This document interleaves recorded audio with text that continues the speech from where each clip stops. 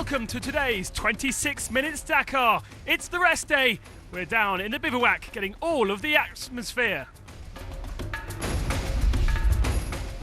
In the motorbikes, we'll speak to some of the leading contenders and find out their thoughts after week one. And in the cars, we'll speak to Peter Hansel, Roma and all the big boys about how they can fight the Hummers. In Dakar People, we talk to Nasser Al Attiyah about Dakar, Olympics and a surprise revelation from the Qatari. While in Dakar Legend, we revisit the 1992 Paris-Le Cap when the Dakar was stopped by a river. All the news, all the action on this all-new 26 Minutes Dakar, the rest day.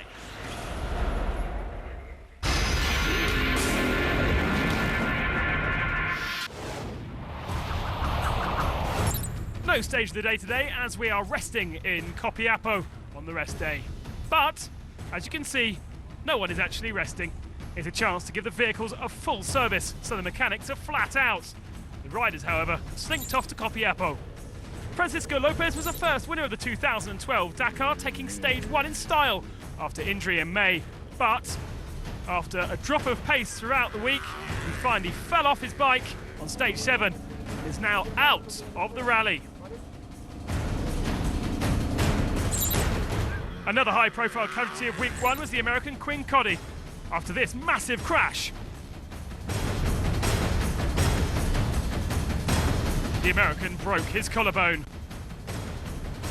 Kibit Prigonsky had been an early star of the rally with 2 fifth positions on the opening 2 days, but his KTM engine let him down, and the pole would play no further part.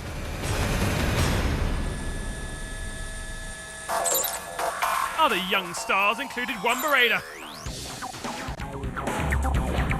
He survived this large shunt on stage 3 to pick up 2 best finishes aboard the Husqvarna. Slovakian Stefan Svitko took 4th in Fiambula and should have placed well in Copiapo had it not been for following Barreda down the wrong track. He lies 8th. Into the top 5, Frenchman David Castor makes it 2 Yamahas in the top 5, having ridden the first solid week. He's not been without his problems though. A beasting on stage 2 cost him some serious time. It was actually his best day of the rally, however. Luckless in 2011, Paulo Gonçalves is hoping his Husqvarna stays together to keep hold of his healthy 4th spot during week 2. 2 best of the rest finishes means the Portuguese rider is well in contention for catching those leaders.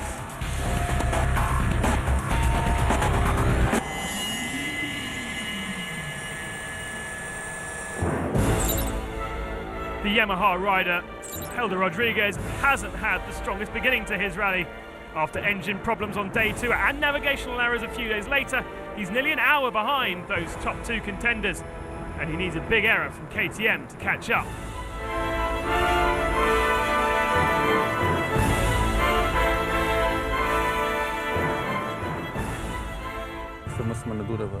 It was a really hard week for me, actually hard for everyone.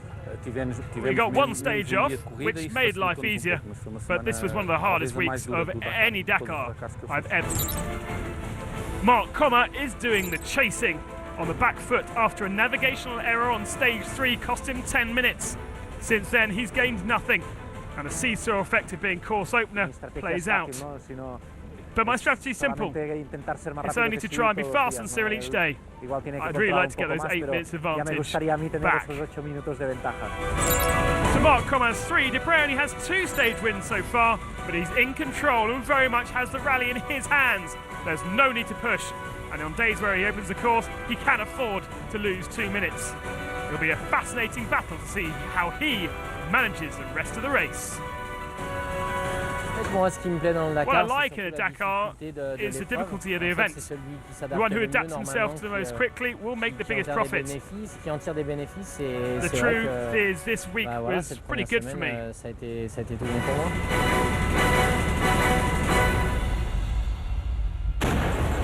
And here is the overall ranking after the first week. Dupre ahead of Kommer, Rodriguez in 3rd, Gonçalves 4th, and David Castor in 5th spot. But those 3 are well down.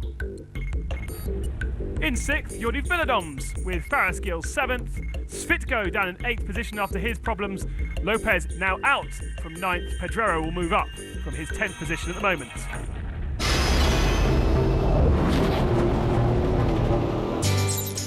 In Argentina, it wasn't the usual suspects that stole the headlines. In fact, Thomas Maffei aboard the Yamaha took victory on stage 4 to take the lead in the general standings. But stage 7, he had engine problems, which cost him well over an hour.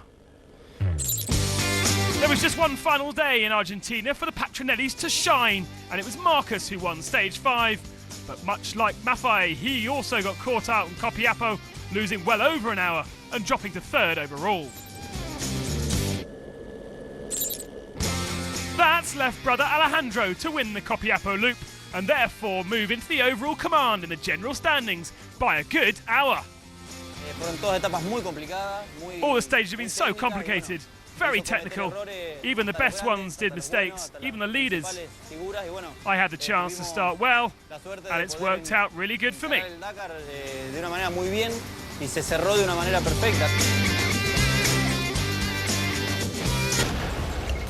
So Patronelli then leading Maffei, big gap between those two. Then it's Marcus in 3rd, Bonetto in 4th, and Casale in 5th position.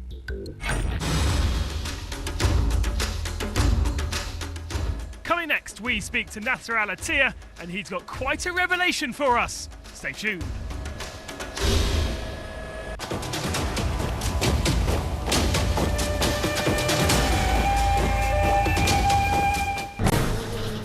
As expected, the loop around Copiapo would be one of the toughest of the rally. A real nightmare for most privateers. Soft sand, terrifying dunes, and sometimes no control whatever.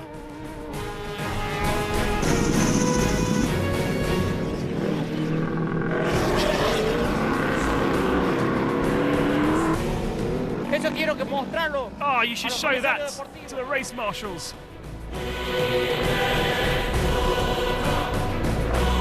As the day went on, the sand just got softer and softer, and the task harder and harder.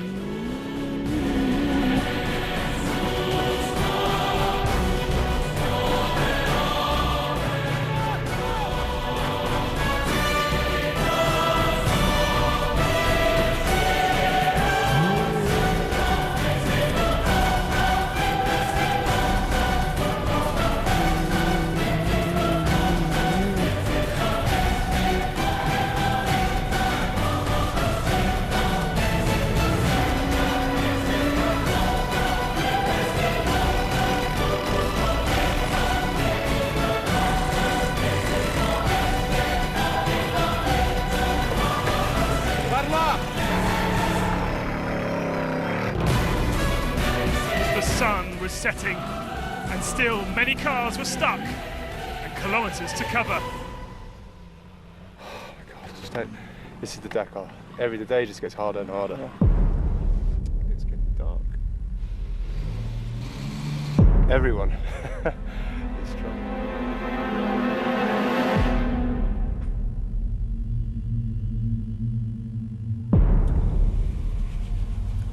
Hello. Can Chivan hello.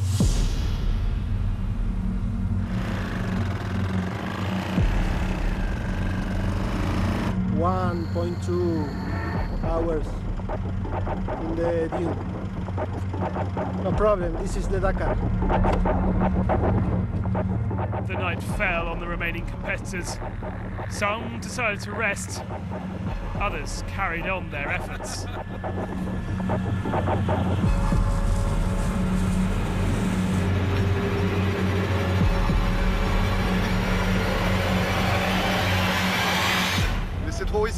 It's too risky in the night. Just look at him.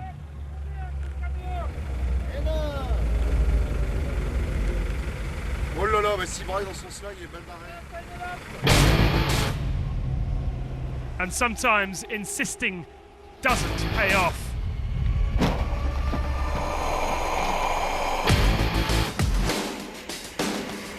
Getting a car out the sand is one thing, so imagine what it takes to get a truck off its side.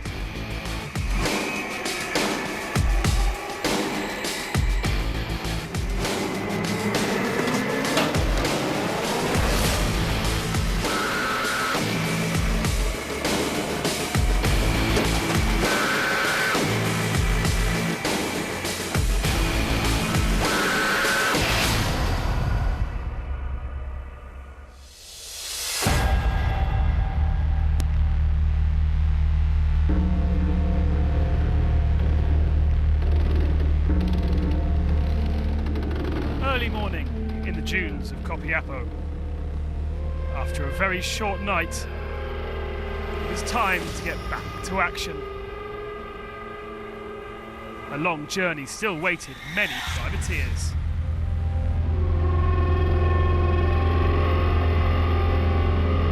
There would be no rest day for many on the Dakar.